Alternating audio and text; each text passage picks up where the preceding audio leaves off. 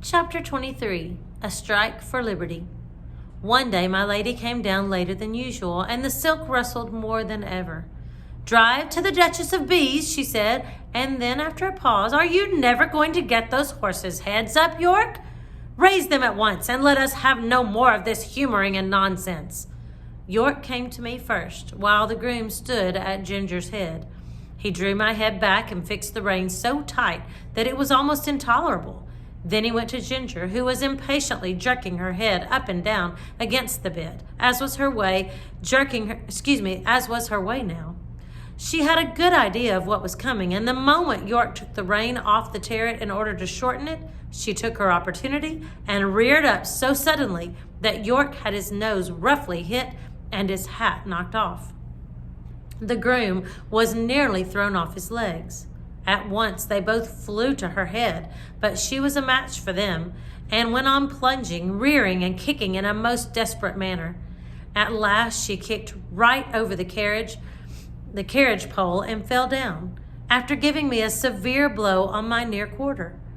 There is no knowing what further mischief she might have done had not York promptly sat himself down flat on her head to prevent her struggling, at the same time calling out, "Unbuckle the black horse, run for the winch, and unscrew the carriage pole. Cut the trace here, somebody, if you can't unhitch it." One of the footmen ran for the winch, and another brought a knife from the house. The groom soon set me free from Ginger and the carriage, and led me to my box. He just turned me in as I was, and ran back to York. I was much excited by what had happened, and if I had ever been used to kick or rear, I am sure I should have done it then. But I never had, and there I stood, angry, sore in my leg, my head still strained up to the terret on the saddle, and no power to get it down. I was very miserable, and felt much inclined to kick the first person who came near me. Before long, however, Ginger was led in by two grooms, a good deal knocked about and bruised. York came with her and gave his orders, and then came to look at me. In a moment, he let down my head. "Confound these check reins," he said to himself. "I thought we should have some mischief soon. Master will be sorely vexed. But there, if a woman's husband can't rule her, of course a servant can't. So I wash my hands of it. And she can't get to the Duchess' garden party. I can't help it." York did not say this before the men. He always spoke respectfully when they were by. Now he felt me all over, and soon found the place above my hock where I had been kicked. It was swelled and painful. He ordered it to be sponged with hot water, and then some lotion was put on. Lord W. was much put out when he learned what had happened. He blamed York for giving way to his mistress, to which he replied that in future he would prefer to receive his orders only from his lordship. But I think nothing came of it, for things went on the same as before.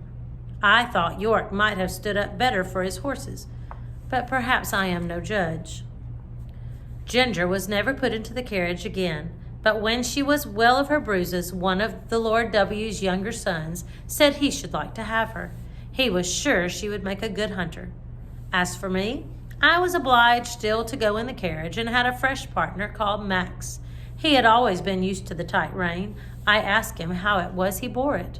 "Well," he said, "I bear it because I must, but it is shortening my life, and it will shorten yours too if you have to stick to it." "Do you think," I said, "that our masters know how bad it is for us?"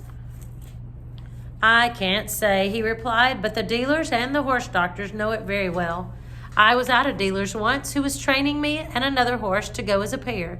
He was getting our heads up, as he said, a little higher and a little higher every day.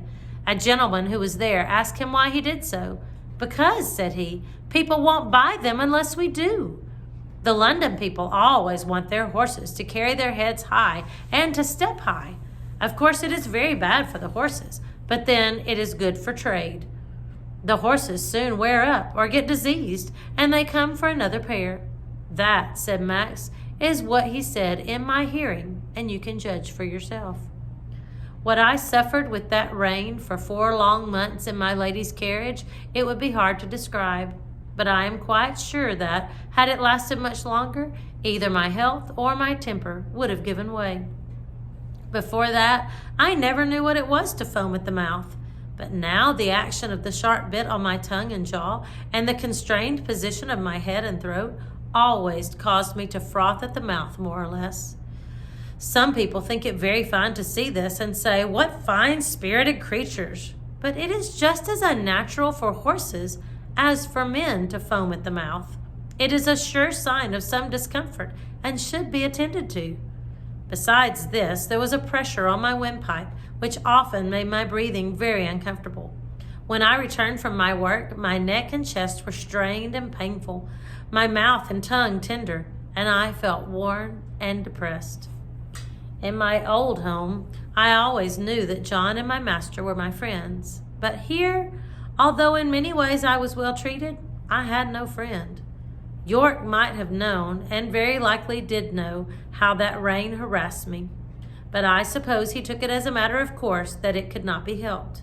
At any rate, nothing was done to relieve me. It's sad, and we don't always think about how things affect animals that we just take for granted. All right, next time we'll read chapter 24, The Lady Anne or A Runaway Horse. See you then.